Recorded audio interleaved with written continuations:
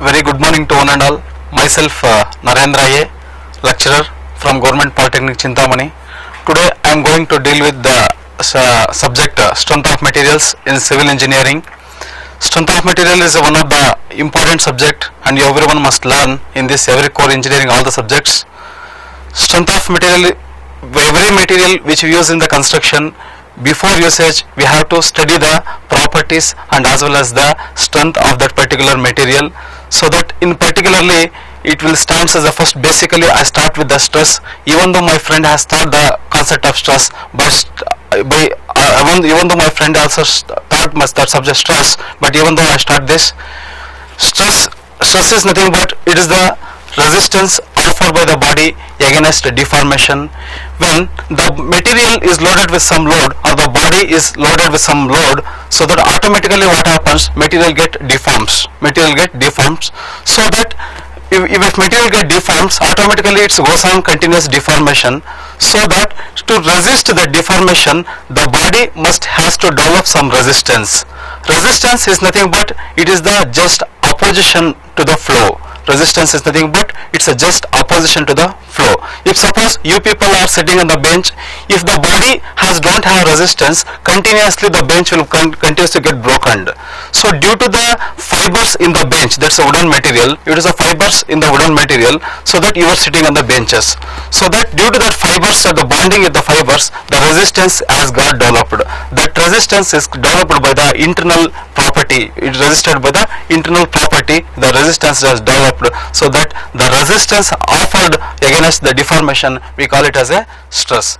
So the stress can be defined by the ratio of the load divided by area. Load is the applied load and where A is the cross sectional area, so that it is stress is denoted by sigma RF. Let us take an example with studying the stress. Here I applied a load on the bar, either it is a tensile force or it is a compressive force. So you are observing there is a, if you take the section XX, in the section XX there is a two forces are developing, one is the P and R, so that if the body should be in the equilibrium, so there is the forces P and R should be equal. If unbalanced force, if the P is more or R is less, or it is a resistance is very less, if the resistance is very less, automatically the body get deformed. If the resistance has developed, so that the body should be in the equilibrium. So that the unit of stress is, we can use it as a Newton per millimeter square or Newton per meter square, we can use any unit. 1 Newton per meter square is equal to, we call it as 1 Pascal. So that we can define the different types of, we can define the stresses into different categories. One is the direct stresses and another one is indirect stresses and another one is the combined stresses.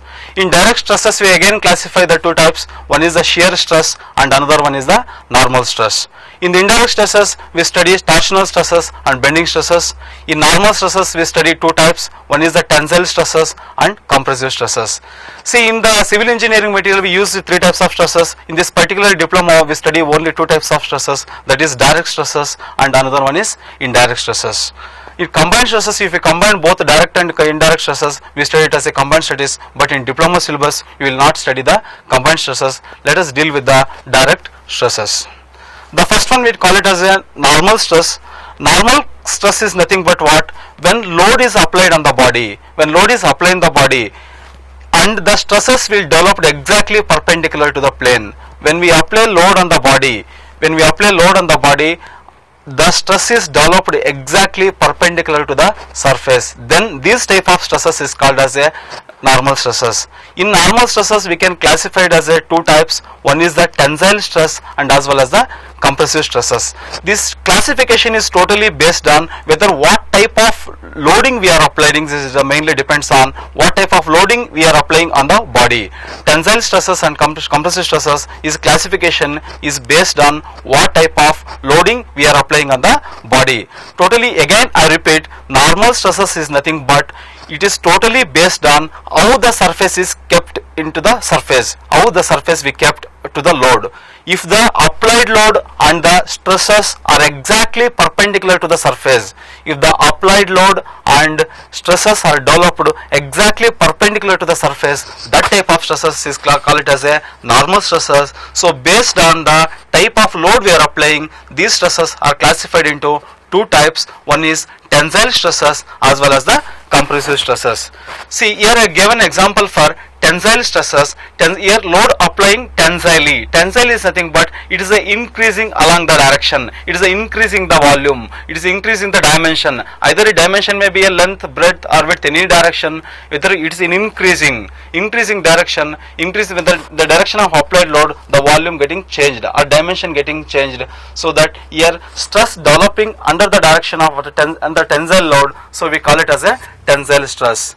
So another one I said is compressive stresses. Compressive stresses is the stress of the material which leads to the smaller volume. Compressive stress is nothing but the stresses which leads to the smaller volume. That means that if you apply the compressive load, on the body changes its volume. It changes its volume so that its reduction occurs. So that type of stresses is called as compressive stresses. That means that resistance tends to against the compression, internal resistance developing against the compression. So that is totally depends on type of loading we are applying. So that the resistance developed in the body because to resist that compression. So that's why it's called as a compressive stresses. Body subjected to two equal and opposite pushes, not pull here. Here pushes. In tensile stresses it is a pull. Here it is a pushes. So here also we can take it as a compressive stress is equal to load divided by area. Here load we take it as a compressive load as well as area we take it as a cross sectional area. Here given the sketch here, see we are applying the force here, compressive force, so that resisting are occurring under the direction of axis. So that this is called as compressive stresses. Next one, shearing stresses. Shear is nothing but it's just a sliding. Shear is nothing but it is just a sliding load applying against the shear. Load applying to cause a shear. Sliding load we are applying so that the resistance developing against the shear. The resistance developing against the shear in opposite direction. So it is called as a shearing stress. That means internal resistance developing in the body against shear. Against shear is nothing but against sliding. So that this type of resistance offering we known as a shearing stresses. Here we can apply in both the directions so that it changes its parts, and here also we take it as a shearing stress. It is denoted by tau, and it is denoted by shearing stress. Tau is equal to load divided by area. Here load we take it as a shear load, and area is the cross sectional area. By using the figure we can understand this type of cases we will see here. Here one edge is fixed and another at the top of point D we are applying a load P, so that it tends to slide on the second stage. We can observe that it changes and it's against divided into two equal parts. So that force is called as a shearing force, and the against part C we can see that resisting force is developing against the shear. So this it call it as a shearing force, shearing stress. Again, as soon as when we apply the load on the body, automatically we know that automatically some point of strain it will be developed. See, you can observe. I give an example that you people are sitting on the bench. So that if you sit on the bench, automatically some point of some application, some changes you can notice that small change, either it may small changes or it may big changes. It is a small changes we can observe that. So that changes is called as a strain. When as soon as the stress is developed in the body, automatically the body it also experience the strain. So that how can we define the strain? Strain is nothing but the deformation occurring in the body when load is applied. Strain is nothing but the deformation occurring in the body when load is applied. So that strain we can define as a change in direction, change in dimension to the original dimension. So strain is defined as that it is a ratio of change in dimension to the original dimension. Either change in dimension is nothing but we can make it as a length as well as breadth, or we can depth. Any direction or any dimension we can calculate it as a strain. Every dimension we can calculate it as a strain. So that we can classify the strain into many types. One is linear or longitudinal strain, and as well linear or longitudinal strain. Linear or longitudinal strain is nothing but when load is applied on the body. When load is applied on the body, if we calculate, see here force is applying on the body, we can define longitudinal linear strain as if you take the dimension along the force, see here force I am applying the force along the direction of length. Here I am applying the force along the direction of length. If you calculate the strain along the length, if you calculate the strain along the length, I mean that in the direction of force, if you take the dimension along the force applied, if you take the dimension along the force applied on the load, so that type of strain is called as linear strain and or longitudinal strain. Here the force applied direction is length, so I have taken as a delta L is the change in length and original length is the L naught. The ratio of delta L by L naught gives the linear or longitudinal strain. Another one is in linear or longitudinal strain, we can again classify it in two types. It is again tensile strain as well as the compressive strain. Again it is a tensile strain or compressive strain is totally based on how the load is applying. It's totally, the classification is totally based on how the load is applying. If you take the body, if you apply the tensile load, if you apply the tensile load in the direction of, if you apply the tensile load, if you calculate the strain along the force, if you apply the tensile load, if you calculate the strain along the force, then we call it as a tensile strain. Here see, we can observe in the figure, we are applying the load on that, we are applying the tensile load on the body. It's like an example of a cantilever beam. We are applying load along, we are calculating the strain along the force. Here delta L by L we can get as a tensile strain because we are applying the tensile load, so that we can kill it as an example as tensile strain.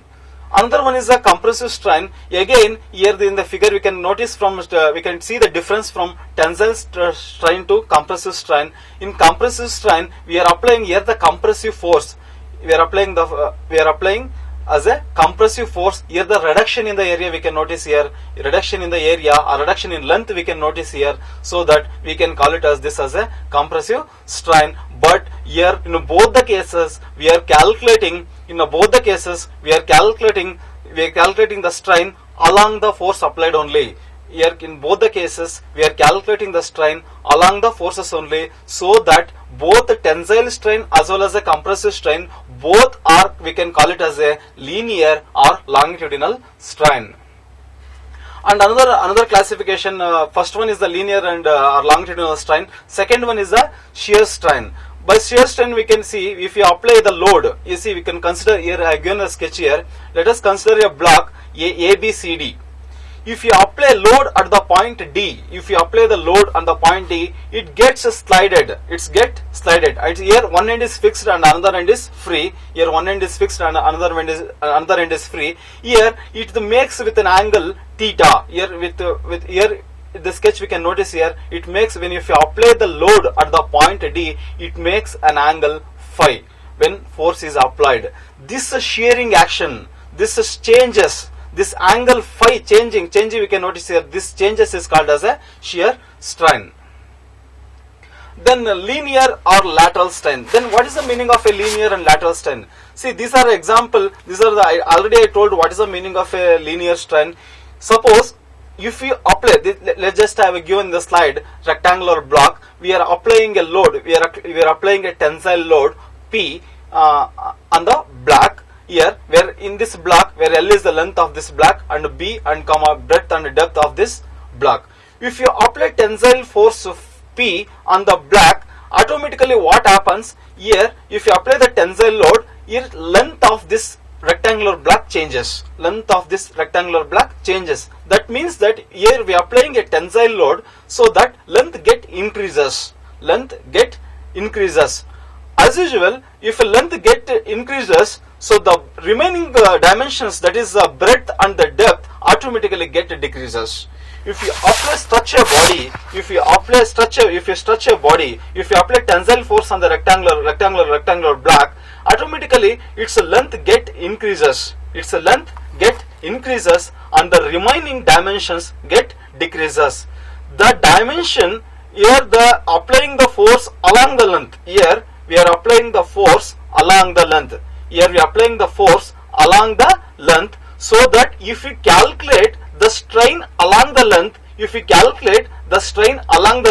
that is delta L by L, the that is along the length means is nothing but along the force applied. We are calculating the strain along the force applied, that is delta L by L is the strain along the length. Delta L by L is the strain along the length, so that the ratio of delta L by L is called as a longitudinal strain or linear strain. See, this may not only the length, either it may take some delta B by B also in some other case. If you apply the load along the breadth, in that case delta B by B is the longitudinal strain in that case. If you apply the load along the depth,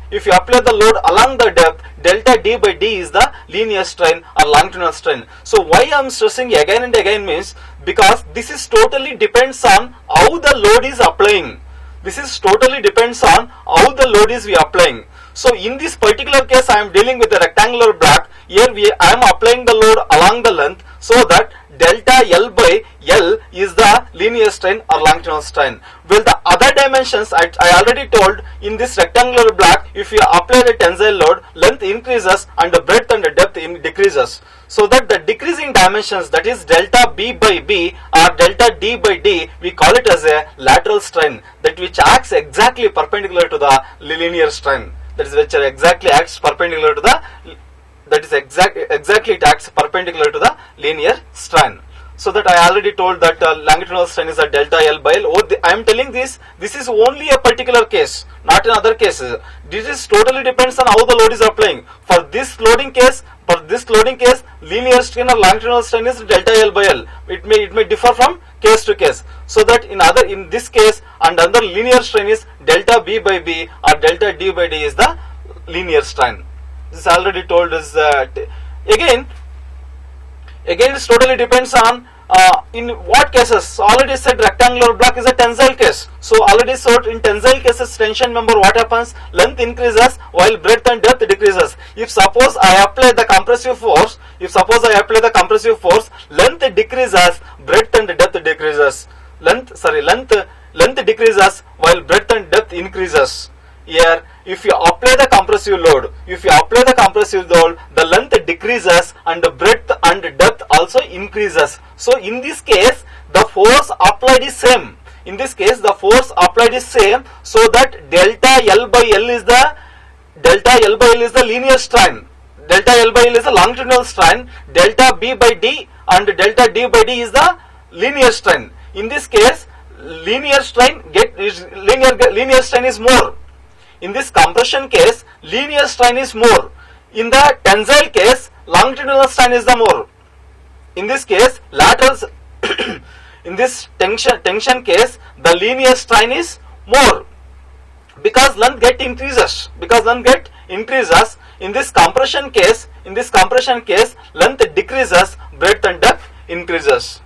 So again, that by knowing the meaning of a lateral strain and a longitudinal strain, because it's a very important, linear strain and longitudinal strain, because when body is loaded with some load, automatically we have to study the behavior, in what directions the material get changes, how the material behaves, in which directions how the material behaves, so that we have to build up a relation between the linear strain as well as the longitudinal strain. We have to build a relation between the linear strain and the lateral strain, because how the material is changing with other directions. So that the ratio of the lateral strain and the longitudinal strain, we call it as a Poisson's ratio. Poisson's ratio is the ratio of lateral strain to the longitudinal strain. As much as possible, the Poisson's ratio value should be minimum. Because why I am telling the minimum is, Poisson's ratio is directly proportional to the lateral strain. Poisson's ratio is directly proportional to the lateral strain. That means that when load is applied in the body, the deformation in other directions, the deformation in perpendicular direction should be as much as minimum. See, again I repeat this because it's a very important factor. The Poisson's ratio value should be as much as possible, it should be minimum. If the Poisson's ratio value is particular material is minimum, is nothing but the material is more stronger. if the Poisson's ratio value for a materials is minimum, it means that the material is stronger, because Poisson's ratio is directly proportional to the lateral strain. Lateral strain is nothing but, I already said that it is the deformation occurring in perpendicular to the direction of applied load. If you are applying the force in one direction, the deformation occurring in other direction, exactly perpendicular direction, either if you apply the load on the x axis, the lateral strain is the deformation occurring on y axis or z axis. So that if the material get deformed in y axis or z axis is more, it's nothing but the material is weak. If you apply the load on a particular one axis, if it is deformed in other axis, if its deformation in other axis is more, is nothing but its material get weak. It's nothing but the material is weak, so that indirectly we can judge. It's a Poisson's ratio is one of the factor we can indirectly text the material. If the Poisson's ratio value is very less, it means that the material is more stronger. If Poisson's ratio value is very high, it means that material is very weak. If Poisson's ratio value is very less, it is the material is more stronger. Then it is a then we can take it as we can study the stress strain diagram, so that Poisson's ratio is also one of the material to stress the behavior. Under we can many factors we can notice here. We can study the stress strain diagram for a mild steel. Why I choose a mild steel is, in only the mild steel we can study the larger number of variation points. We will get it here in mild steel, so that we can study the stress strain behavior for the mild steel. Here we have to take the specimen. Here we have to take the specimen of a mild steel, and we have to keep in the UTM. We have to keep in the UTM. It is a tensile purely. It is a purely a tensile test. It is a purely a tensile stress. Here purely a compressive stress. So that if you keep the material, in the UTM means universal testing machine. Its universal testing machine is used for both compression test, tensile test, as well as a bending test, shear test. We can, so that is called the meaning as a universal. So that we have to test the specimen in this instrument. Here we have to keep the material in the machine. So that gradually we have to apply the load. In mild steel specimen, we have to gradually apply the load. So when load is applied, we have to note down the two values, that is the load, how much load we are applying. So one thing we have to note, that load we have to apply gradually. We should not apply the immediate load. We can't apply. Impact load is not. Gradual increase must be there. So that if we apply load on the mild steel, we have to note down how much load we are applying. And another thing is, we have to note down here how much deformation is going on. That is, there is a small dial gauge is there in that instrument. This small dial gauge instrument is there. So that we have to note down the two values here, how much load we are applying on the mild steel, and another one is what is the deformation. Deformation is measured in the dial gauge, so that we have to note down the deformation. So that by using the load applied, we know actually what is the original cross-sectional area of the specimen. We have to measure the diameter of the specimen, and by using diameter, we have to note down what is the cross-sectional area of that specimen. If we apply the load, if we are applying the load now, so that if we calculate the stress, if stress is nothing but, we know that it is the ratio of load divided by area. We know that how much load we are applying. So that by using that load, we can calculate what is the stress at different intervals. Here we are applying the load at different intervals, so that we can calculate stress at all the intervals. So that corresponding loading system, we have to calculate corresponding loading units, corresponding loading interval. We can also calculate what is strain, because initially we know what is the change in length. Dial gauge deformation is nothing but it's the change in length, so that we can measure the change in length. So that by using the change in length and original length, we calculate as a strain. We can calculate as a strain. So that for all the interval system, we have to calculate what is the stress and the strains for a corresponding system until the specimen get broken. Until the specimen get broken, we have to calculate what is the stress and strain. Once again, I repeat this. We have to take the mild steel specimen. Initially, we have to measure the diameter of the specimen and as well as length of the specimen, and we have to keep in the universal testing machine, so that we have to apply gradually load on the mild steel. It's gradually we have to apply gradual load on the mild steel. Again, again we have to remember that we are applying as a tensile load. We are applying as a tensile load, so that we are applying the load gradually. We are applying the load, so that we have to note down the loading intervals as well as the recording in the dial gauge. We are getting the deformations in the dial gauge. For how much of load we are getting deformation. Suppose if you apply 5 kilonewton, what is the deformation at the 5 kilonewton? If you apply again 10 kilonewton, what is the deformation at the 10 kilonewton? Again we are increasing interval at 15, then what is the deformation at 15 kilonewton? We are applying a 20 kilonewton, what is the deformation at the 20 kilonewton? So that we record the loadings as well as the strains and deformations in the dial gauging readings. After getting the load and the deformation, by using the virginal cross-section area, initially we have recorded what is the diameter of the mild steel specimen. So that by using that diameter, we can calculate what is the cross-sectional area. So that by using that cross-sectional area, we can calculate as a stress. Stress is something but load divided by area. So that load is the load interval we have recorded, and area original cross-sectional area. If we divide this, we will get as a stress. And strain already we got to the recording in the dial gauge reading. So that by using dial gauge reading, change in dimension. So that virginal dimension already initially we recorded. So that the ratio of change in length to the virginal length is called as a strain. So for every interval we have to calculate the stress and strains. So here after calculating the stress and strains for every interval, here we have to draw the graph. Stress versus strain.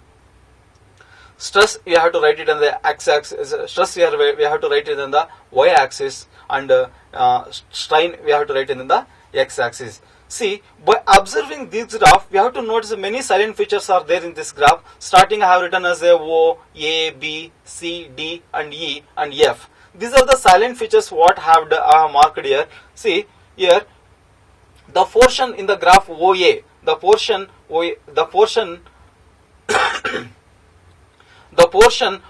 in the graph, it's a straight line, gradually increasing without any obstructions or any variations. So the portion is called the portion OA.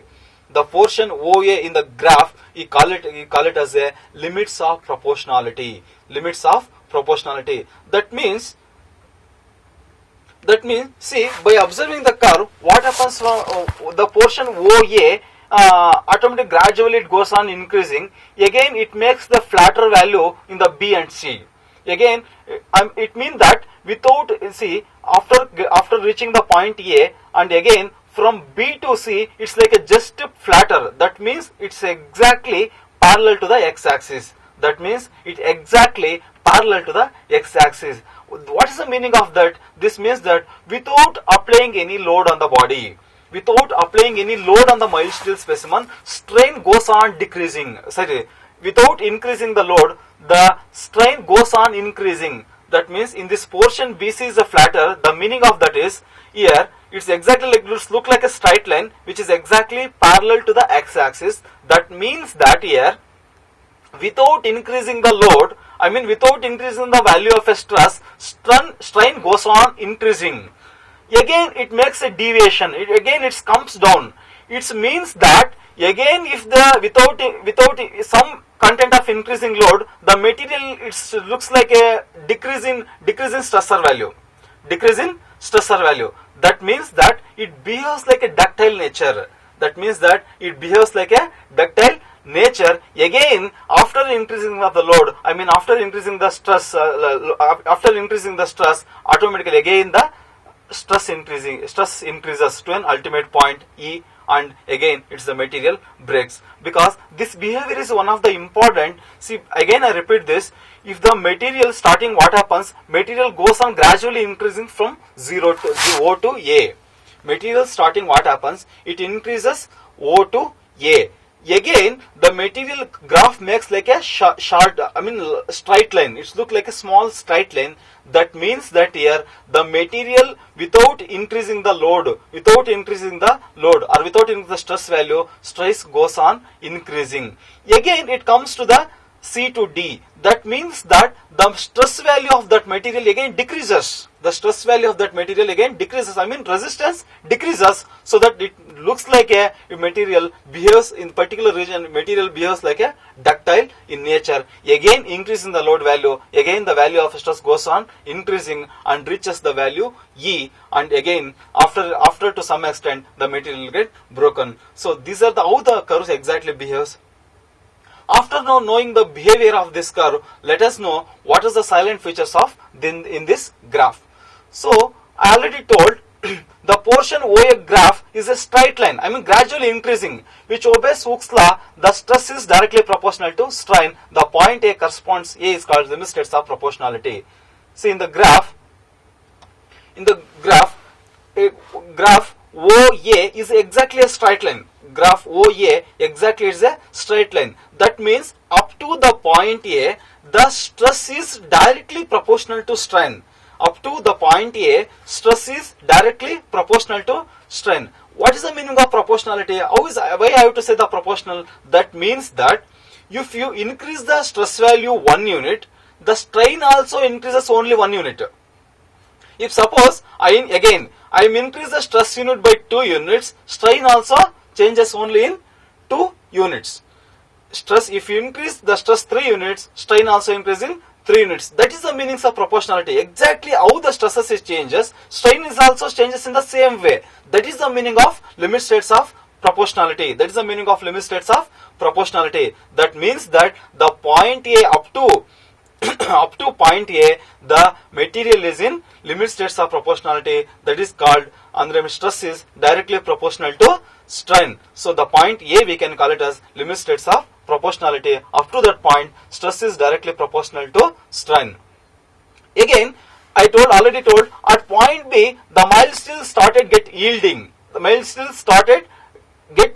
That means that strain goes on increasing. I already told this. Stress goes on increasing without the addition of load.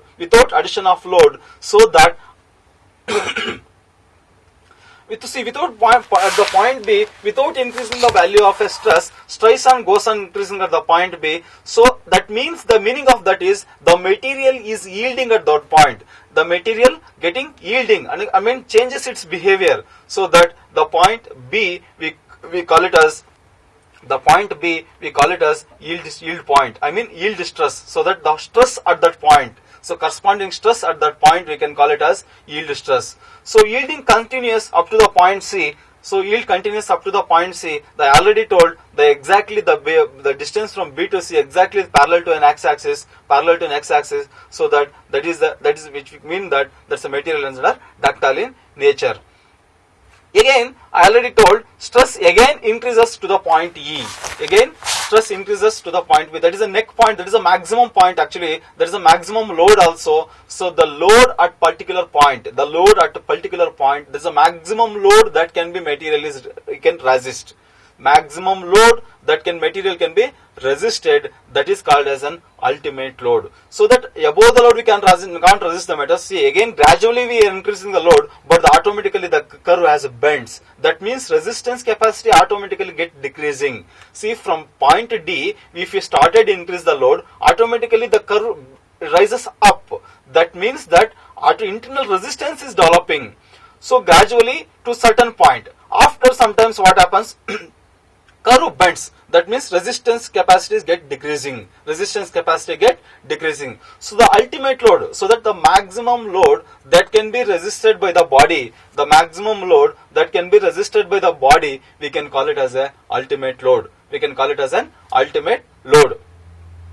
So if you still increase the load, automatically what happens? The material get broken. So that the load, ultimate load, the stress at point corresponding point E, we can call it as a ultimate stress. That means that the stress at the ultimate load, that is called as an ultimate stress, ultimate load. If you take an if you take an ultimate load divided by original cross section area, you will get an ultimate stress. In the same way, point F is called as a rupture point of rupture. We can call it as point F is called as a point of rupture. So that means that particular load, the material get completely broken. That the particular point or the particular load, the material can completely broken. So that we can, if the breaking load, if you use the break, that's we can also call it as a breaking stress. If you want the breaking stress is nothing but it's if you do the ratio of a break, if we know the breaking load and we know the original cross section area, if you load divided by area, we can get as a breaking stress. That means that the particular stress, the material get broken. So that we have to study what is the, I already to explain this points. Already I told A is the limit states of proportionality. So that up to that point stress is directly proportional to the strain. And we also know that this is up to limit state. This is very important. Elastic limit. It is the limiting value of a stress and strain. So means that up to the where this limit up to that point A is also very important.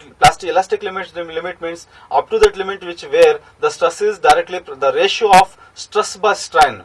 The ratio of the stress by strain is equal to constant for a particular material. That two limit states of proportionality. I mean, again I repeat this. Elastic limit is the ratio of stress by strain is the constant for a particular material, that too within elastic limit, because we can't go behind the limit states of proportionality, because if we go behind the proportionality, we will not get the actual exact elastic limit and elastic limit value. So that we will measure this elastic limit and the stress strain ratio only within elastic limit. So that upper yielding point means it is a point, exactly a point where the material starting yielding, where the material changing behavior. So exactly here we will get 2 points, that is B and C. We can call it as B as an upper yielding point and we can call it as a C as a lower yielding point. So upper yielding point is nothing but it is the point where exactly the material getting yielding. Material started to yielding. So that is called an upper yielding point.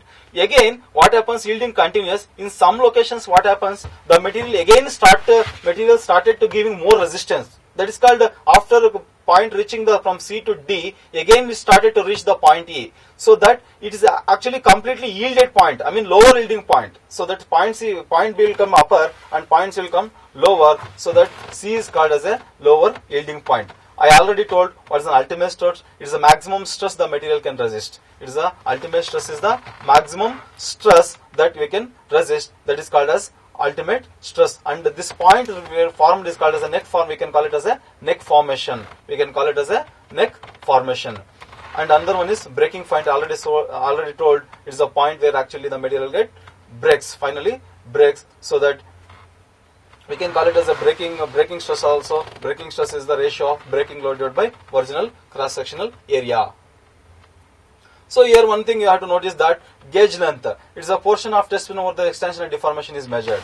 So that gauge length is nothing but here we have to measure the deformation, so that it is a point from where to where we are measuring the length. We call it as a gauge length. See, I told why I am telling this about the curves and why we have to study the stress strain characteristics and why I am choosing the mild steel is, it is only the material which can show all the variations in a particular single material. No material can show the all variations in a single unit. So that I chosen the mild steel. See, that is only I am telling that stress strain characteristics. That's only for mild steel I am telling. It behaves for differently for different materials. So, say a graph here showing that it is like a brittle materials. I am showing the stress strain graph for brittle materials, that is non-ferrous materials like glass, concrete, stone, etc.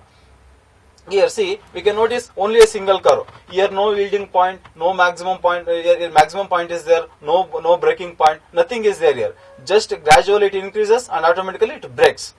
Here it does not give any warning. Example for concrete does not give any yield, no maximum, no breaking. Automatically the material reaches to ultimate point, it exactly breaks. But in case of mild steel, it reaches the ultimate point, again it comes down, but still material, it will develop some resistance in this particular steel. That's why we can, in most of the cases, we use steel in the constructions. But in what happens in glass, concrete, automatically what happens, if it is reaches an ultimate value, automatically get breaks. It does not give any warning. That's why we can't believe on these materials. We can't believe on these materials. Material should give warning. If it gives warning, we can believe on that, we can trust on that. If suppose, if I take the glass, if you apply the load on the glass, what happens? Glass goes on resisting the load. That means that glass has also an internal resistance. We have to agree with that. Glass is also an internal resistance. But what happens if it reaches the ultimate value? Completely glass will be broken. Completely glass will be broken.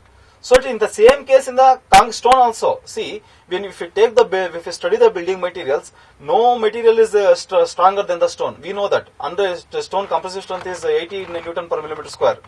80 Newton per millimeter square is the compressive strength of a stone. But so if you take the concrete, it will be 20, 25, 30 Newton per millimeter square if you use high strength concrete. That means that stone is very stronger. But still we can't believe on that, because if it does not give a warning, even stone is also the same behavior. If you apply the load on the stone, automatically what happens? It goes on receiving the load. If the stone reaches an ultimate point, automatically the material get broken. So that's to study the behaviors of different materials. We are studying the stress strain characteristics. Almost the stress strain characteristics behavior of a glass and concrete or stone are almost same. Starting gradually increases, it reaches an ultimate value, automatically get broken. Then for HYSD bars, the HYSD means all of you know that in many cases, many constructions we are using in HDFC bars. Then why we have to use an HYSD bar? That is the main question. First of all, let us know what is the meaning of HYSD. HYSD is nothing but high yield strength deformed bars. High yield strength deformed bars. That means that even though it has a high strength against deformation, that means HYSD bars has higher elastic limit value. In graph we can compare the stress strain graph for a mild steel as well as the stress strain curve for high yield strength deformed bars. See, the elastic portion or elastic limit portion is more in HYSD bar. So usually so that we can prefer HYSD bars. That means that it's how much up to which area, how much if area it is stress is directly proportional to strain, how much region, how much stress can resist, what is the meaning of that? Means that what is the working stress. Here in HYSD bars we will get more working stress. In HYSD bars we will get more working stresses, so we can prefer HYSD bars compared to mild steel. If you get more working stress, the material is more stronger. That's the meaning, and the material is high resistance against yielding. So that is the meaning of HYSD bars. HYSD bars has more working. HYSD bars get more working stresses, so that we will prefer HYSD bars. And any material we have to study the stress strain characteristics. Just I have taken examples of a mild steel, example of a stone or a glass or HYSD bars. Any material, construction material, we have to study the behavior before applying the load on that. Again, can classify that. We can classify the stress level, very important, how it's different types of stresses, how really material experience, and which one you have to use and which one you have to take for calculation and which one you have to take for a design purpose. So that basically first one, yield stress or nominal stress. I already told what is the meaning of an yield stress. When a specimen is loaded behind the elastic limit, the stress increases and reaches to the point. That means that within the elastic limit, and that means that up to the point where the material get yielded, up to that stress, up to that level is called as yield stress. That means it is the maximum stress. It is yield. We can say it like this: yield is a maximum stress up to which material will not yield. It is a maximum stress up to which the material will not yield. So that behind that the material get yielded.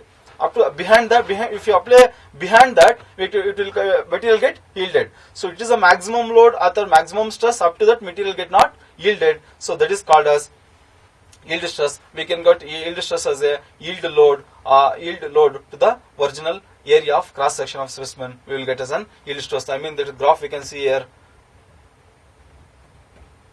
We can graph here up to the point B, the stress at the corresponding point A, up to the point A. If you calculate the stress at that point, that is the yield stress.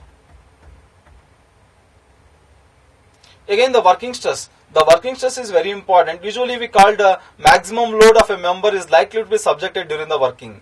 Working stress is nothing but, see, it is a load corresponding to the working load. That means that usually how much of load we are experiencing during practical condition. So it is a maximum load to which the member is likely to be subjected. So that is called as working load. So the stress corresponding to the working load, you call it as a working stress. That means that here we will take we can define like this. It is a ratio of an ultimate to the factor of safety. It's just like it's a formula. Working stress is the ratio of ultimate stress to the factor of safety is the formula only. If we ask a definition, what is the working stress means, we will not write what is the ratio of an ultimate stress to the factor of safety. It is just a formula calculate the working stress. Usually, how much of stress usually the material gets subjecting, how much of load is usually experiencing the body. That is called the working stress. Usually we will take, already said usually we will take this working stress only for all the designing purpose. So we will calculate the ultimate stresses and we will consider some factor of safety. So if we divide the factor of safety by ultimate stress, we will get an working stress. So that usually all the materials should be worked under this working stresses only. We can't reach behind the working stresses because we can't take the risk. We can't take the risk because we will not design any materials. I will not take into consideration for design as an ultimate stress. Usually for all the materials we will take it as an working stress. Working stress means usually the material experiences. Usually how much of resistance the material getting experienced. How much is the capacity of that material. So that is the next ultimate stress. I already told it is the maximum load to the cross section original cross section area. Maximum load is the maximum load that can be resisted by the material. That is called an ultimate load. It is the maximum load that the material can be resisted. We can call it as an ultimate load. It is the ratio of an ultimate load to the original cross sectional area. We can call it as an ultimate stress. So again we can define as a breaking load. I already said it is a stress corresponding. I call it as a stress corresponding to the fracture of load. That means that the load up to which the material fails, material broken. So that load is called breaking load. The corresponding loading system is called as a breaking stress. Breaking stress is the breaking load to the original cross sectional area. Again, I already told factor of safety. This is very important thing. The factor of safety word itself, it's a design, it's a safety purpose. The word itself says it's a safety. That means that even though we calculate the ultimate load in the laboratory, so that we can't take so much of risk. If it's a maximum load resisted by the material is 100 kilonewton, we can't take it design for 100 kilonewton because we can in the design we will calculating the stress. We will make many assumptions in that. Either I thought my colleague has spoken about that. It's the assumptions. Before calculating the stress, we made some assumptions. That is, the material is homogeneous, material is isotropic. So that many assumptions we have made in that. So that homogeneous means material distribution may not be same in all the cases. Isotropic means the material distribution inside internal body manufacture. That means that internal distribution may not be the same. Internal distribution may not be the same. Again, the stress strain behavior in at different points may be different. Before, while calculating the stresses, we made that assumption. Material is homogeneity. I mean same. Material same. So that may not be the same. So there are many conditions. So that we can't take the risk on that. So that nobody will go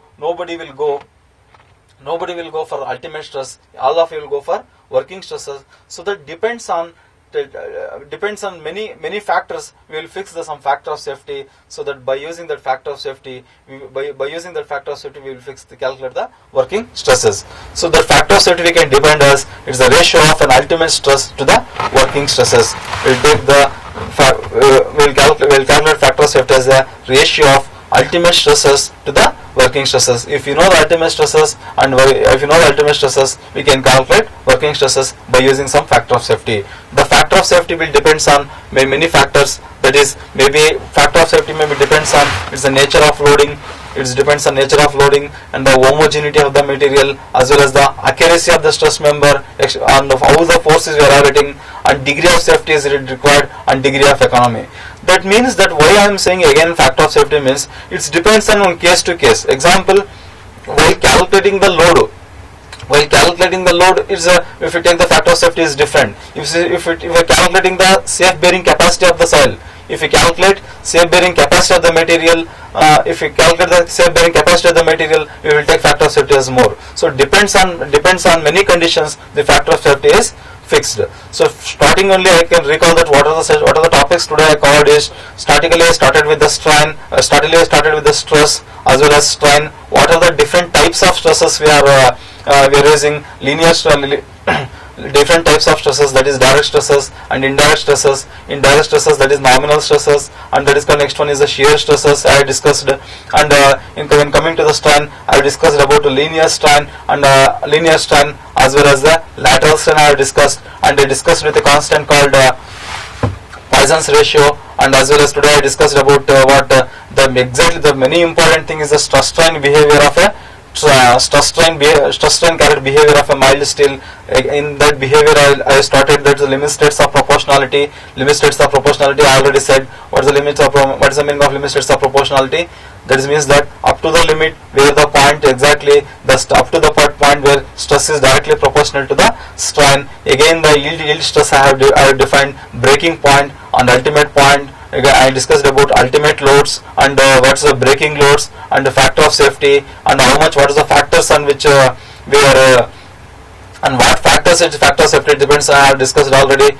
And again in next class we go for a lot of elastic constants we can discuss in the next class. Elastic constants, why have to study elastic constant means we have to study the relationship between the stresses and strains. Again, why I am using this graphs and the stress strain behavior, why you have to study means when material get loaded, how that exactly the material behaves. How does exactly the material behaves, that's very important, so that even to build a relation between the stress and strain, so that we have to calculate we have to know what is the meaning of an elastic constant. So we have three types of elastic constants.